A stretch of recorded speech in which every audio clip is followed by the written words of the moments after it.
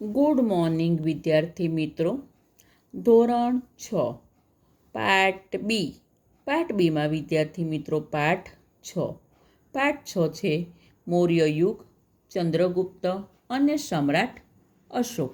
વિદ્યાર્થી મિત્રો, જ્યાંથી બાકી છે ત્યાંથી આપણે શરૂઆત કરીશું. હવે પેજ નંબર 29 કાઢો. Page number 29.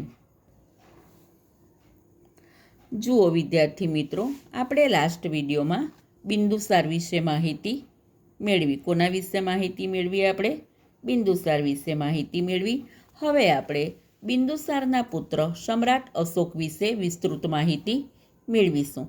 બરાબર છે. સમ્રાટ અશોક. સમ્રાટ અશોકનો સમયગાળો હતો ઈસવીસન પૂર્વે 273 થી ઈસવીસન પૂર્વે 232. બરાબર. આપણે બિંદુસારના પુત્ર સમ્રાટ અશોક વિશે માહિતી મેળવી રહ્યા છીએ.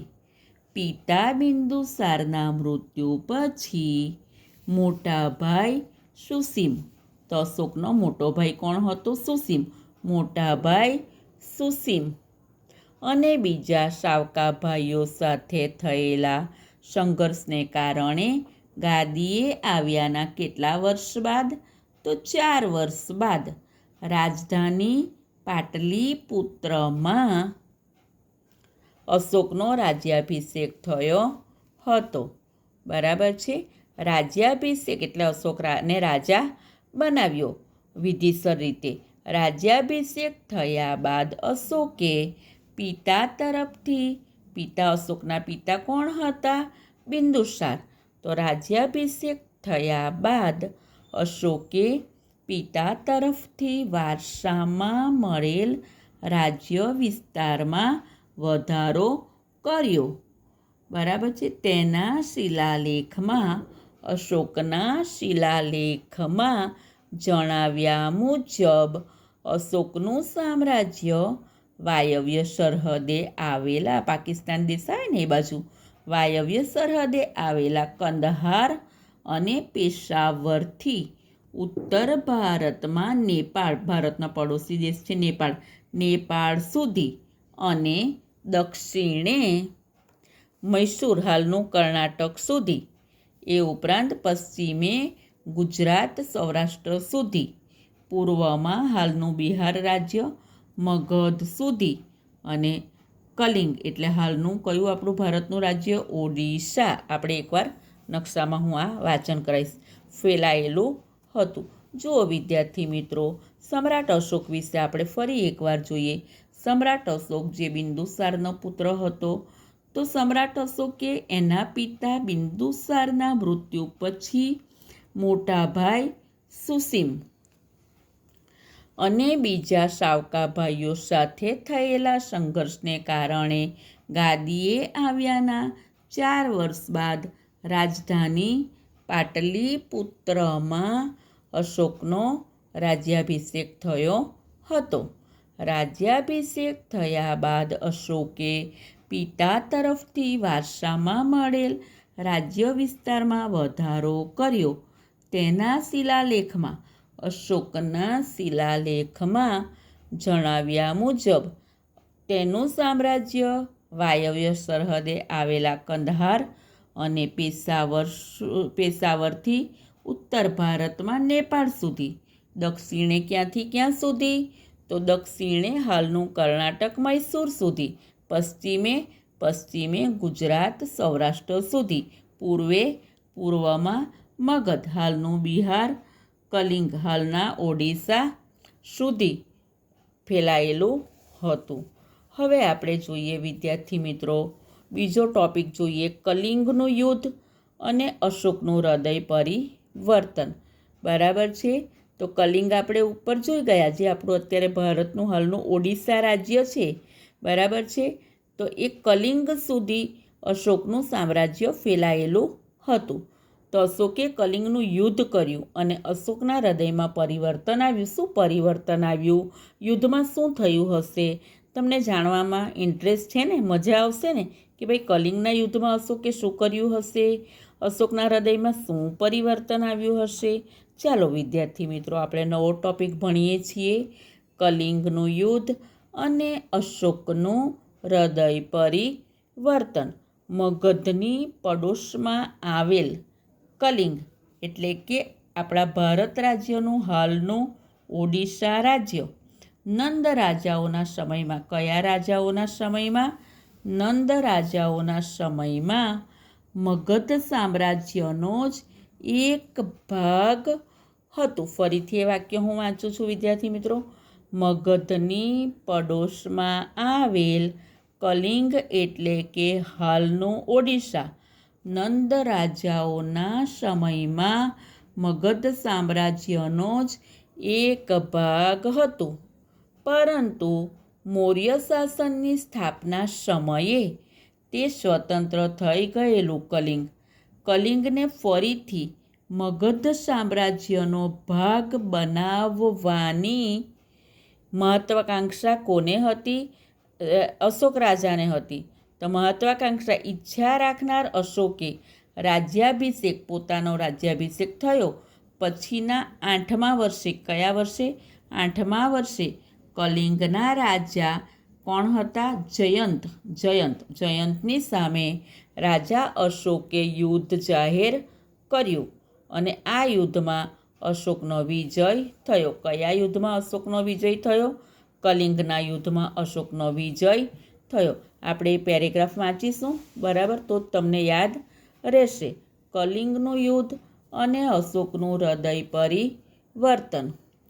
મગધની પડોશમાં આવેલ કલિંગ હાલનું ઓડિશા નંદ રાજાઓના સમયમાં મગધ સામ્રાજ્યનો જ એક ભાગ હતું.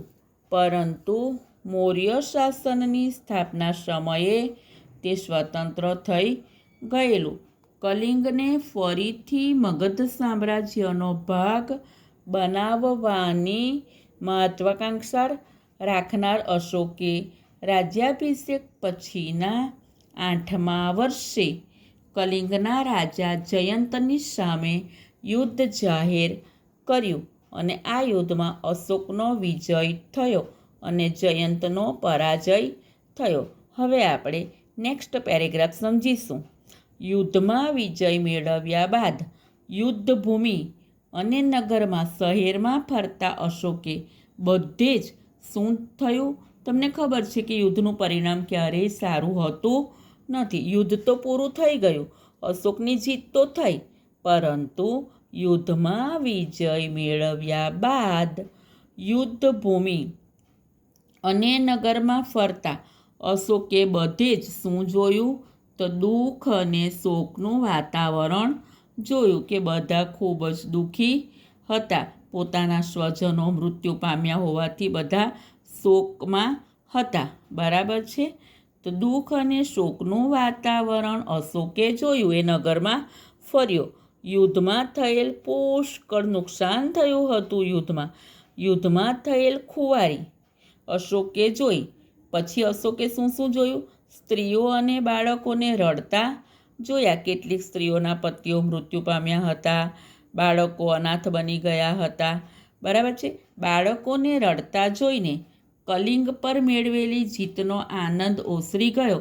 એની જીત તો થઈ, પણ આ બધું દુઃખ શોકવાળું વાતાવરણ, સતત થયેલી ખુવારી, સ્ત્રીઓ બાળકોને રડતા જોઈને કલિંગ પર મેળવેલ વિજયનો, જીતનો આનંદ અશોકને હવે રહ્યો નહીં. અશોકના મનની શાંતિ હણાઈ ગઈ. એના મનને બિલકુલ શાંતિ મળી નહીં. યુદ્ધમાં થયેલી ખુવારીને કારણે, ખુવારી એટલે શું? નુકસાન. તો યુદ્ધમાં થયેલી ખુવારીને કારણે અશોકના હૃદયમાં ભારે સંતાપ અને પશ્ચાતાપની લાગણી જન્મી. એને ખૂબ જ પસ્તાવો થયો કે આ તો ખોટું કર્યું, બરાબર છે? કેટલાય લોકો મૃત્યુ પામ્યા, દુઃખી થયા. યુદ્ધની નિરર્થકતા એને સમજાય કે યુદ્ધ કરવું એ નિરર્થક છે, એનાથી કોઈ ફાયદો થતો નથી. યુદ્ધની નિરર્થકતા અશોક રાજાને સમજાઈ.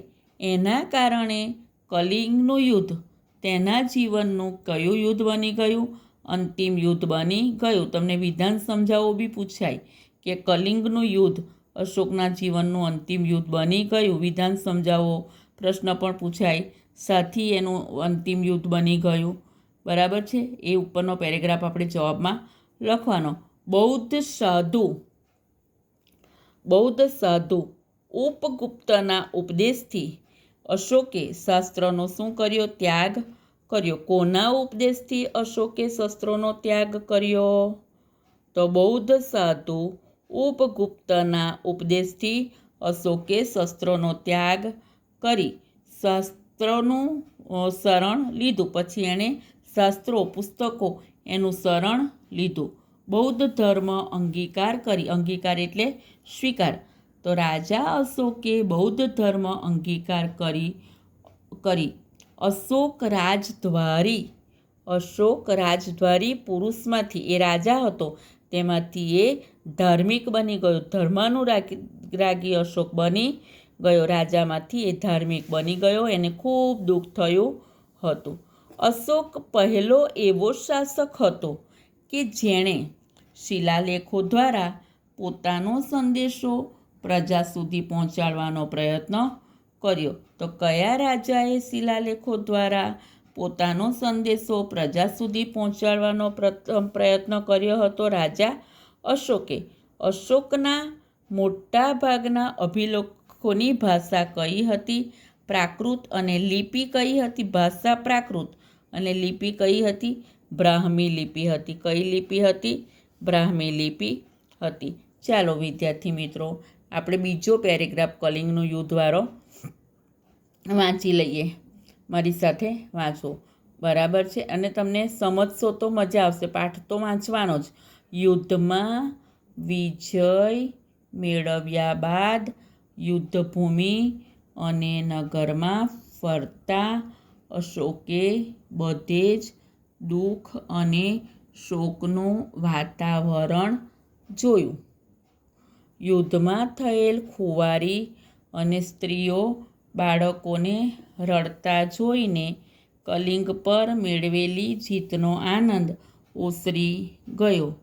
અશોકના મનની શાંતિ હણાઈ. યુદ્ધમાં થયેલી ખુવારીને કારણે અશોકના હૃદયમાં ભારે સંતાપ અને પશ્ચાતાપની લાગણી જન્મી. યુદ્ધની નિરર્થકતા અશોકને સમજાઈ જવાને કારણે કલિંગનું યુદ્ધ અશોકના જીવનનું અંતિમ યુદ્ધ બની રહ્યું. બૌદ્ધ સાધુ